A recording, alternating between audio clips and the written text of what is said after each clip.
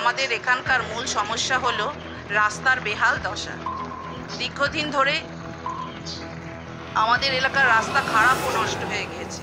বর্ষাতে এই রাস্তার অবস্থা আরও ভয়ানক হয়ে উঠেছে এবং প্রতিদিনই ঘটছে দুর্ঘটনা। আমি এই সমস্যার কথা কলকাতা টিভির মাধ্যমে আপনাদের সামনে তুলে ধরছি। এই এলাকার সমস্যা নিয়ে এখানকার বাসিন্দারা কি বলছে আসুন শুনে নিই। মূল সমস্যা দাদা এখন যেটা হয়েছে, রাস্তাঘাটের অবস্থা খুব খারাপ হয়ে গেছে, বিশেষ করে এই বর্ষাকালে।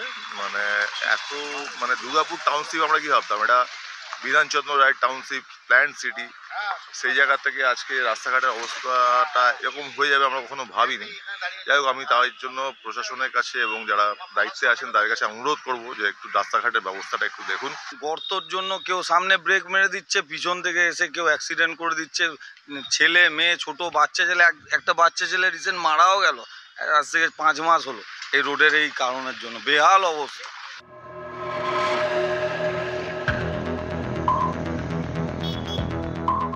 সমস্যার কথা তো শুনলেন, কিন্তু এই সমস্যার সমাধান যারা করবে তারা কি বলছে সেটা শুনে নিই। প্রতিটি মানুষের কাছ থেকে সই সংগ্রহ করে আমরা দুর্গাপুর ইস্পাত আধিকারিক যারা আছেন সেখানে জমা দিয়েছি।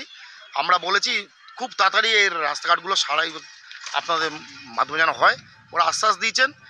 আমরা চাইছি যে দুর্গাপুজোর আগে যেন এই রাস্তাঘাটগুলো সারিয়ে তোলা হয়।